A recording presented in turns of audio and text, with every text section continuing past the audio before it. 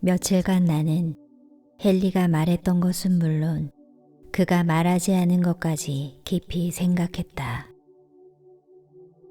나는 여전히 나의 핵심적인 산스카라, 사념체가 무엇인지 궁금했다.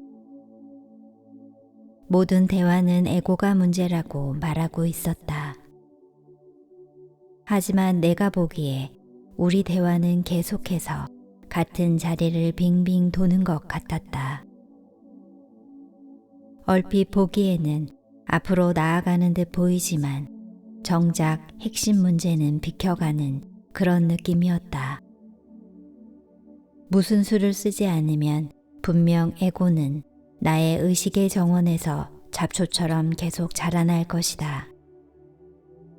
하지만 내가 해보지 않은 것들 중에서 새롭게 시도해 볼 만한 방법이 뭐가 있을까? 나는 이 분야의 전문가에게 물어보기로 했다. 에고에 대해 더 자세히 알아야겠어요. 지피지기면 백전백승이라는 말도 있잖아요.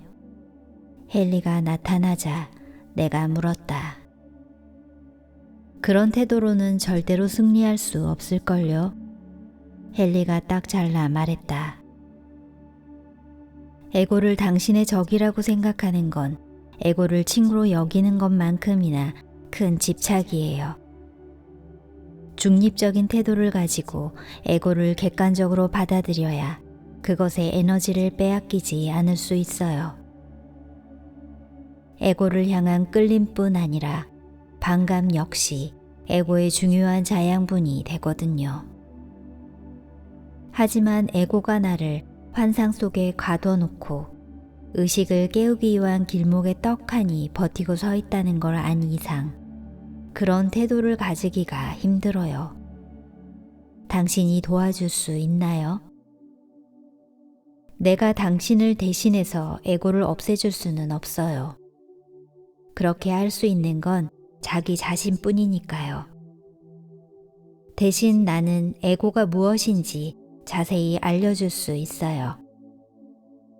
그러면 당신은 에고가 어떻게 당신을 환상 속에 가둬놓는지 더 잘 알 수 있을 거예요. 좋아요. 그럼 그걸 알려주세요. 당신이 현생에서 하는 모든 생각과 행동, 느끼는 모든 감정은 다음 생을 프로그램할 때 기준이 될 에너지 자치를 남겨요. 그리고 당신이 환생할 때 에고는 이 에너지를 사용해서 당신을 통제하는 사념체를 만들어요. 게다가 모든 인간이 가지는 생각과 감정, 두려움과 욕망은 전부 비슷하기 때문에 독특한 개성이라거나 에고, 나라는 것은 사실상 없는 셈이죠. 에고는 당신의 욕망, 상처, 인생 각본을 쥐락펴락하는 사념체들의 집합체이고 그것은 당신이 생각하는 자신의 모습을 만들어요. 하지만 여기에는 개인의 정체성이라는 것이 없어요. 당신은 자신을 독특한 개인이라고 여기지만 사실 당신이 자신과 타인의 차이점이라고 인식하는 것들은 그저 에고가 인간들을 프로그램하기 위해 사용하는 여러 형태의 사념체일 뿐이에요. 그러니 꿈에서 깨어나 환상으로부터 자유로워져야 해요. 최근에 나를 생각해보면 의식이 진화하고 있다는 느낌이 드는데요. 당신 말대로 정말 내가 특별하지 않다면 내가 성장하고 있다는 느낌은 잘못된 거였나요? 나는 헨리의 말을 듣고 혼란스러워지기 시작했다. 환상이 가득한 이 현실에서 당신이 진화할 수 있는 이유는 당신의 카르마, 의지력, 헌신, 그리고 긍정적인 태도 덕분이에요. 이것들은 더 높은 주파수의 사념체를 끌어들이고 당신과 혼의 유대를 더 강하게 만들거든요. 하지만 상위에 있는 산염차라 해도 여전히 환상에 불과해요. 그리고 그런 산염체를 가진 채 에고를 뛰어넘어 깨달음을 얻는다는 것은 불가능한 일이고요. 에고, 다시 말해 나라는 것은 동물적 본성에서 진화한 것이고 영원한 나나 참나가 아니에요. 에고는 두뇌를 통해 작동하기 때문에 그 자신의 인식 범위 안에서만 힘을 발휘해요. 에고는 당신이 생각하는 마음이나 정신체와 같을 수도 있지만 감정체나 육체에 스며들기도 해요. 이 세 가지 신체는 형상계에 갇혀 있는데 모든 현상이 환상이에요. 에고는 후각, 촉각, 시각, 청각, 미각으로 물리계를 인식해요. 이런 감각들을 느끼고 이에 대해 좋거나 싫다는 감정으로 반응하죠. 마음은 자신이 인식한 것을 에고를 통해 이해하고 종교와 가족과 환경에 의해 만들어진 과거의 경험에 기초해서 어떤 태도를 취해요. 인간 역시 동물이기 때문에 에고는 여러 상황이나 사람들을 위협적인 것이 아니면 매혹적인 것으로 받아들여요. 내가 에고의 귀로 듣고 있다는 걸 생각해 보면 당신이 하는 모든 말은 내 프로그램의 검열을 거쳐 들어오고 있는 셈이네요. 그러면 어떻게 해야 에고의 통제에서 벗어날 수 있나요? 내가 헨리의 말을 끊고 물었다. 당신은 이미 거기서 벗어나려고 여러 가지 방법을 연습하고 있어요. 어떤 일이 일어났을 때 에고가 그 일을 해석하기 전까지 시간이 잠시 정지된 것처럼 느껴지는 내면의 지점이 있어요. 긍정적 중립의 태도를 유지하며 집착을 전부 버린 채 에고의 게임을 목격하다 보면 혼의 목소리에 귀 기울일 수 있는 이 일시 정지된 상태를 더 길게 만들 수 있어요. 이뿐 아니라 긍정적 중립 상태에 있을 때 에고는 아무런 에너지도 받을 수 없어요. 에고의 힘을 약하게 만들 수 있는 거죠. 이걸 연습할수록 에고는 더 약해질 거고 당신은 보편의식과 더욱 조화롭게 공명할 거예요. 잊지 마세요. 에고는 계속 당신을 통제하려고 온갖 수단과 방법을 다 동원할 거예요. 에고의 모든 전략은 자신의 생존을 보장하기 위한 전략들이고요. 눈에 뻔히 보이는 수법이 사용되는 게임도 있고 자신도 모르게 미묘하게 이루어지는 게임도 있을 거예요. 의식적인 존재가 되어갈수록 당신은 눈에 뻔히 보이는 에고의 게임을 피하는 법을 배우게 될 거고 대부분의 주의를 무의식적인 패턴을 발견하는 쪽으로 쏟게 될 거예요. 그게 바로 내가 요즘 하고 있는 거예요. 하지만 고르디우스의 매듭 같아요. 엉킨 매듭을 풀었다는 생각이 들자마자 또 다른 매듭이 나타나거든요. 가장 최악인 건 언제 어떤 게 나타날지 도무지 알 수 없다는 거예요. 어떤 문제에 대해 진전을 좀 이루는가 싶으면 그 느린 진전마저 멈춰버리거나 아예 후퇴할 때도 있어요. 훌륭해요. 헨리가 감탄했다. 그게 바로 진전이에요. 무슨 일이 일어나고 있는 건지 머리로는 이해할 수 없다고 하더라도 이런 변화의 과정에 몸을 맡기는 것이 포인트예요. 이 흐름을 믿고 허용하면서 그 변화의 과정을 계속 따라가 보세요. 변화의 과정을 받아들이고 거기에 몸을 맡기면 안전, 사랑, 성공 등을 위해 고집해왔던 오래된 패턴과 집착을 버릴 수 있어요. 이런 태도가 에고의 통제를 깨트리는 거죠. 가장 궁극적인 집착은 당신뿐 아니라 모두에게 해당하는 거예요. 죽음에 대한 두려움이고 에고가 벌이는 모든 게임은 자신의 생존을 보장하기 위한 것들이죠. 사랑을 하며 삶을 살아보세요. 자신과 타인에 대한 연민을 키우고 모든 생명의 영원한 원천에 몸을 맡기세요. 그렇게 하면 에고의 힘을 약하게 만들 수 있어요. 에고, 성격은 육체와 마찬가지로 3차원 현실에서는 유용한 도구이지만 더 높은 혼의 주파수에서는 둘 다 사라져버린다는 사실을 반드시 기억해야 해요. 절대로 억지로 무언가를 해서는 안 돼요. 에고는 힘겨루기라면 사족을 못 쓰고 양해감적인 분노, 자만, 불만은 그런 에고에 불을 지피기만 할 거예요. 자기 완성이라는 최종 목적을 위해 꾸준히 노력하면서 좀 더 부드럽고 음의 기운에 가까운 기법들을 활용해 에고를 녹여보세요. 때가 되면 효과가 나기 시작할 거예요. 에고는 당신의 생각들 속에서 가장 활개를 치지만 사랑의 힘은 그 정신계를 초월하니까요. 당신이 말하는 사랑이란 건 무슨 뜻인가요? 내가 물었다. 여기서 사랑은 보편적인 사랑을 말해요. 모든 존재를 사랑하고 지구를 사랑하고 역사상의 모든 스승들과 성자들을 사랑하는 거예요. 모든 존재를 자기 자신처럼 그리고 자신이 모든 존재인 것처럼 사랑해야 해요. 이 사랑의 근원이 절대자이자 영원한 원천이라는 사실을 보고 느끼고 깨닫는 거예요. 헌신하는 마음으로 모든 생명체를 사랑하면 가슴이 열릴 거예요. 사랑이 커지면 주파수도 점점 높아지죠. 이렇게 높아진 사랑의 주파수는 에고의 통제를 받는 생각들이 머무는 정신계를 넘어설 수 있어요.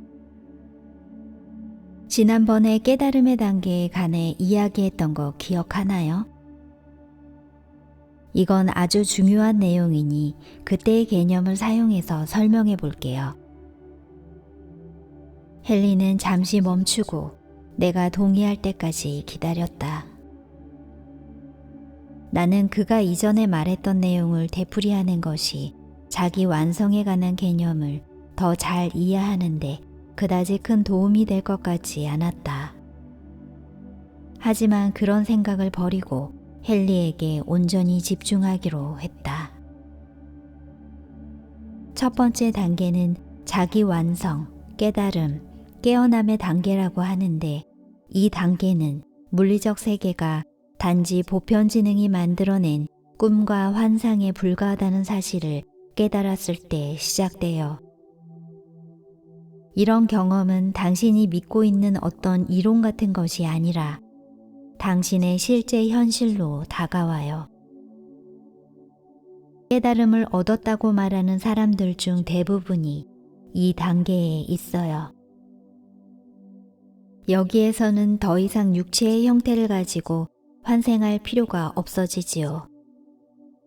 하지만 모든 감정이 의식과 조화를 이룰 때까지 아스트랄체로 계속 환생해야 해요.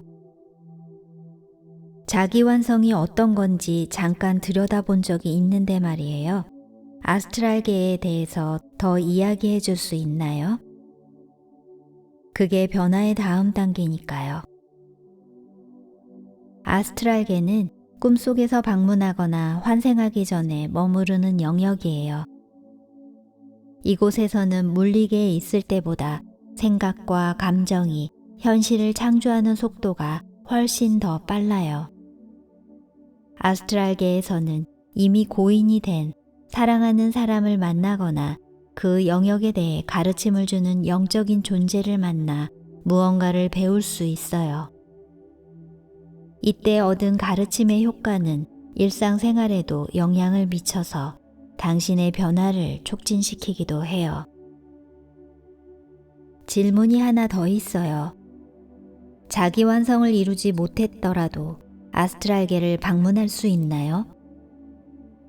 가능은 하지만 자기 완성을 이루지 못했다면 아스트랄계는 안개가 낀 것처럼 뿌옇고 희미하게 보일 거예요.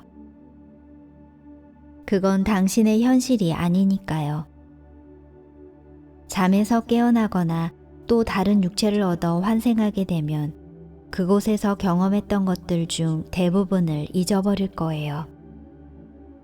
하지만 자기 완성을 이뤘다면 물리계에 있을 때처럼 아스트랄계에서도 의식적일 수 있어요.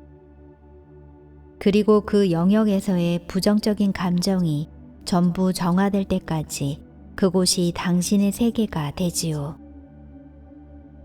나는 당신이 지금 당장 육체와 감정체, 원인체 모두를 정화하도록 도와주고 있는 거예요. 감정체와 원인체를 정화할수록 자기 완성을 이루었을 때 자기 완성의 더 높은 단계에 들어설 수 있어요. 그때가 되면 아스트랄계와 원인계에서 더 이상 정화할 것이 없을 테니까요. 아스트랄계에서의 환생 과정이 모두 끝난 다음에는 원인계에서 환생하는 과정이 남아 있어요. 이 과정은 개체로서의 모든 자기 규정을 전부 놓아줄 때까지 계속돼요. 원인계에서는 혼이 사라지고 더 이상 그 어떤 형태도 필요하지 않게 돼요. 그러면 보편의식과 하나가 되는 거예요. 아스트랄계와 원인계에서 이루어지는 최종적인 환생은 보통 물리계에서 일어나는 환생보다 그 과정이 훨씬 짧아요. 보편의식과 온전한 하나가 되고 싶다는 열망이 강렬하고 분리 상태에 대한 지각도 선명하니까요. 이제 확실하게 이해되나요? 헨리가 물었다. 각 단계에 대한 설명을 잘해줘서 정말 고마워요. 당신이 말한 걸 이론적으로는 이해할 수 있는데 자기 완성이 정확히 무엇인지 완전히 이해하는 건 쉽지 않네요. 깨달음을 얻은 사람들이 쓴 놀라운 책을 읽어도 보고 그런 사람들에 대한 믿을 수 없는 이야기를 듣기도 했는데 그들이 묘사하는 깨달음의 상태라는 게 무엇인지 이해하는 건 아직도 어려워요. 솔직히 말하면 너무 막연한 것 같아요. 이런 질문을 하면 바보 같아 보일 수도 있지만 깨어난 상태라는 게 구체적으로 어떤 점에서 좋은 건가요? 고통과 고난을 피할 수 있다는 거죠. 고통이 크면 클수록 고통에서 벗어날 수 있다는 장점은 더 크게 느껴질 거예요. 헨리가 대답했다. 일리 있는 말이네요.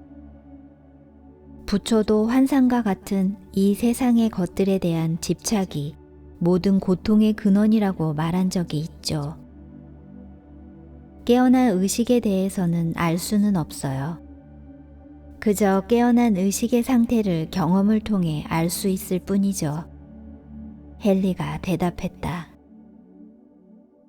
하지만 자기 완성을 이룬 사람이 물리적으로 눈앞에 있거나 그렇다고 상상하면서 그의 말을 듣거나 글로 읽는다면 주파수를 높일 수 있어요. 그러면 더 빠르게 깨달음을 얻을 수 있죠. 운이 좋게도 나는 자기 완성을 이룬 사람들을 만날 기회가 많이 있었어요. 나는 그 사람들 각자에게서 어떤 현존을 느꼈고 그들이 지닌 독특한 재능까지도 알 수 있었지만 옆에 있는 나까지도 변성 의식 상태를 끌어올릴 정도로 유독 에너지가 강한 사람이 한 명 있었어요. 프랭클린 머렐 울프라는 사람이었는데 그를 만났을 때 나는 30대였고 그는 80대였어요. 그에 관한 책이나 그의 저서는 한 번도 읽어본 적이 없었기 때문에 아무 기대도 없었죠. 하지만 그와의 만남은 정말로 신선했어요. 그 사람의 현존 속에서 나는 말 한마디 내뱉을 수조차 없는 비물리적 상태로 튕겨져 나갔으니까요. 그때 나는 직접 현존의 상태에 들어설 수 있었어요. 그 경험을 한 이후로 자기 완성을 이룬 사람들이 어떻게 다른 사람을 변화시키는지 알게 되었어요. 하지만 그런 변성 의식 상태에 오래 머무르지는 못했어요. 몇 시간이 지나니 평소와 같았던 물리적 현실로 돌아오게 되더라고요. 깨달음은 신의 은총이에요. 헨리가 말했다. 그것은 갑작스럽게 일어나요. 심지어 진화되지 않은 사람에게도 일어날 수 있어요.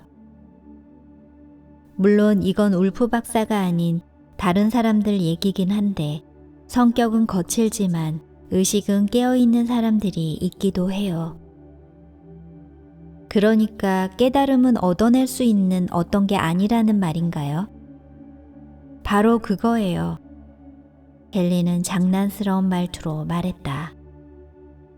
높은 수준의 의식에 머무르게 되면 다른 사람들까지 깨달음의 상태로 밀어 넣어줄 수 있어요. 하지만 상대방이 그 상태에 계속 머무를 운명이 아니라면 그 사람은 보통 그 상태에서 빠져나오게 돼요. 모든 생각은 반양성자 단계에서 관찰될 수 있는 에너지 값을 가지고 있어요. 두려움은 깨달음을 지연시키고 저항을 만들어내는데 변화의 과정을 깊이 신뢰하고 그 과정에 몸을 맡기면 그 저항을 줄일 수 있어요. 보통 사람들이 생각하는 것과는 달리 에고의 환상으로부터 해방될수록 변화의 과정은 점점 더 험난해져요. 물리적 환생을 완전히 끝내기 몇 생의 전부터 그 사람이 여러 생을 거치며 가지게 된 모든 카르마 패턴이 놓아버려야 할 기억으로 되살아나요. 이 기억을 놓아주지 않으면 윤회의 수레바퀴에 다시 갇히게 돼요. 더 높은 의식 단계로 진입할수록 그것에 반대되는 낮은 의식이 당신에게 들러붙게 되는데 그걸 떨쳐내야 해요. 이런 낮은 의식이 의인화된 것이 바로 예수가 겪은 사탄의 유혹과 부처가 겪은 악마 마라와 세 딸의 유혹이에요. 잠깐만요. 내가 말했다. 아까부터 계속 신경 쓰이는 게 있어요. 그동안 우리는 에고를 악역으로 정해놓고 마치 에고가 모든 악의 근원이라는 듯이 이야기해왔어요.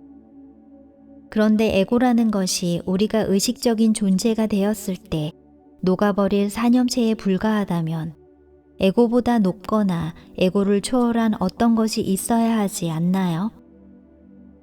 모든 환상의 진짜 원인이자 에고의 창조자인 어떤 것이 있지 않냐는 말이에요.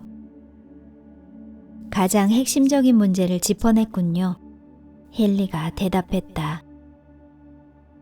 도대체 왜 그 사실을 지금에야 알려주는 거죠?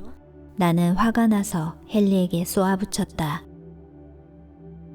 왜냐하면 당신의 질문에 대한 답은 에고 영역 밖에 있고 그건 내가 알려주는 것보다 당신이 직접 발견하는 것이 가장 좋으니까요. 지금 당신이 해낸 것처럼 말이죠. 게다가 이 부분이 아주 중요해요. 사탄이라는 주제는 인간들을 잘못된 두 진영으로 나누는 경향이 있어요. 하나는 악의 힘을 환상이라고 여기며 부정하는 것이고 다른 하나는 악의 힘에 너무 큰 두려움을 느낀 나머지 침대 속에서 이불을 뒤집어 쓰고 꼭꼭 숨은 채 들키지 않기를 바라는 것이에요. 사탄이라는 주제를 다루지 않을 수 있도록요. 인간은 악을 너무 무시무시한 존재로 받아들이기 때문이군요. 예수나 부처와는 달리 보잘것없는 내가 감당하기에는 사탄과 같은 거대한 악의 힘에 저항하는 것이 도저히 불가능한 일이라고 여기니까요. 그래서 지금까지 에고에 관해서만 이야기해왔던 거고요. 맞아요. 헨리가 말했다.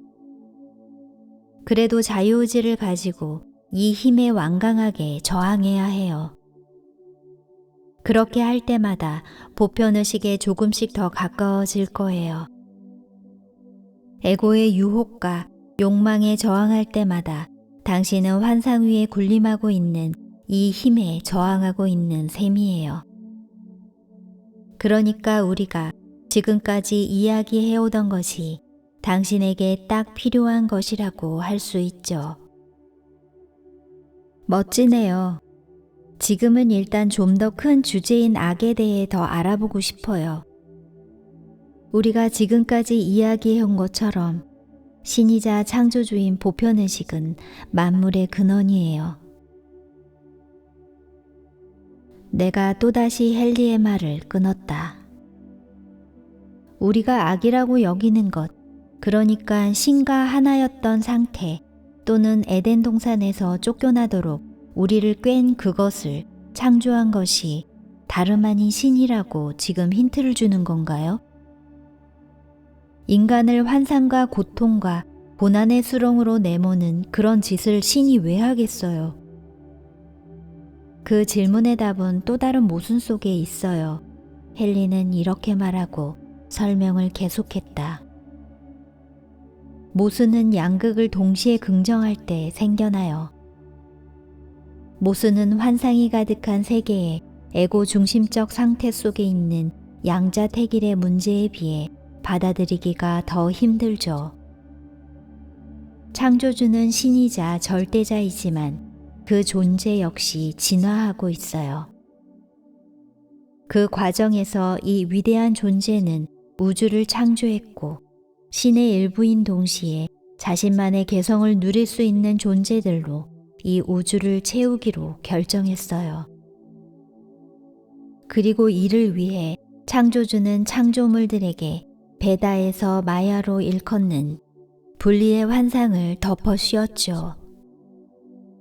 이런 우주적 환상이 만들어졌기 때문에 모든 생명체들이 자신의 개성을 표현할 수 있게 되었고 자유의지를 가지게 된 거예요. 그리고 이 자유의지를 사용해 창조자들이 될 수 있는 거고요. 지금까지는 이해가 되는데 그럼 사탄은 언제 나와요? 나는 악의 힘에 대해 얼른 알고 싶었다. 보편의식과의 분리감을 만드는 역할을 맡은 이 지성의 힘이 바로 사탄 혹은 마라예요. 헨리가 대답했다. 그런데 그게 왜 악한 거죠? 내가 뭔가 놓친 것 같은데요.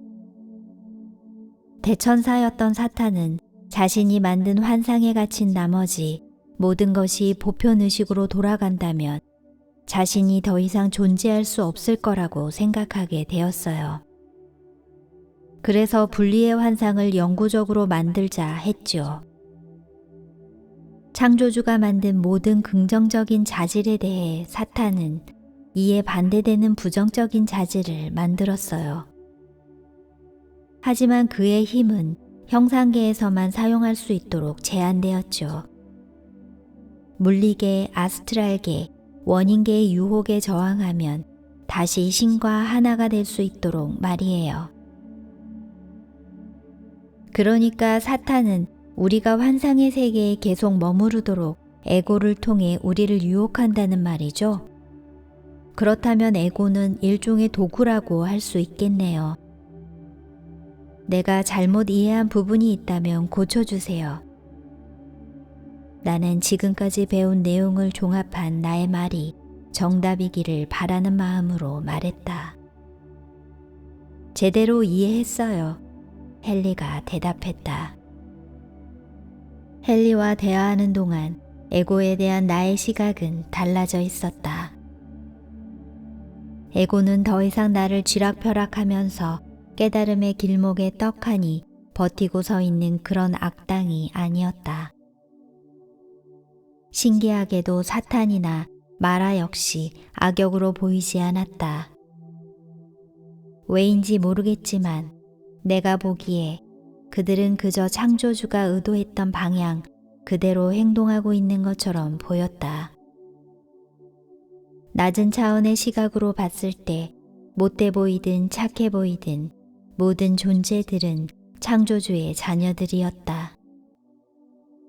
에고, 심지어 사탄까지도 자유의지를 강화해주는 역할을 하고 있었고, 이는 우리가 완전한 창조주가 되기 위해 반드시 필요한 일이었다.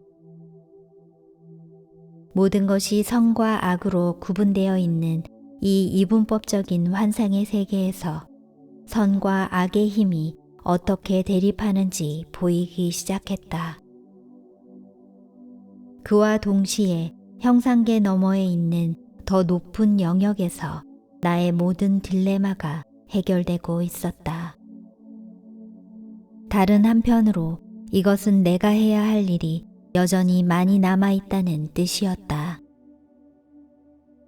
환상을 지나 의식으로 가는 길과 더 높은 차원의 진실에 대해 헨리와 이야기를 나눌 시간이 무척 기다려졌다.